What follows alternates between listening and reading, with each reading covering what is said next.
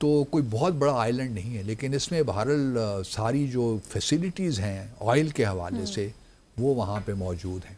صحیح ہو گیا. اب اگر ڈیٹ سے 2500 کے قریب مریض وہاں پہ ہیں تو ایران کے پاس یہ کیپیبلٹی تو ہے نا کہ وہ اپنے ڈرونز یہاں پہ بھیجا کے ٹارگٹ کرے، یا شارٹ رینج میزائل کی شاید ضرورت نہ پڑے، لیکن ڈرونز بڑے افیکٹو ہوں گے اس سارے معاملے میں. ہاں جی. تو اب خیر کو آیا امریکہ اس پہ قبضہ کرنا چاہتا ہے، کیونکہ اس کا قبضہ اس لیے ضروری ہے کہ ایران کی جو ٹوٹل آئل جو ایکسپورٹ ہے وہ یہاں سے کنٹرول ہو جائے گی مستقبل کے لیے. بیک بون سمجھیں، بیک بون سمجھیے اس کی. اگر 1.3 ملین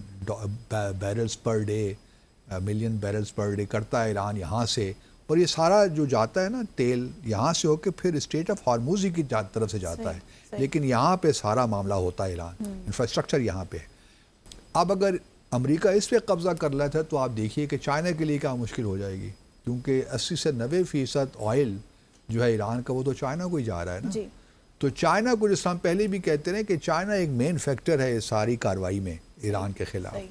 تو اب خرق میں جو مرینز دیکھنا یہ ہے کہ آنے والے 1-2 دنوں میں کیا مرینز کو وہاں پہ پیراشوٹ کرتے ہیں، ان کو وہاں پہ لے جاتے ہیں، کیونکہ اس میں کویت بڑا امپورٹنٹ رول پلے کرے گا، کیونکہ Kuwait is the closest country from Iran.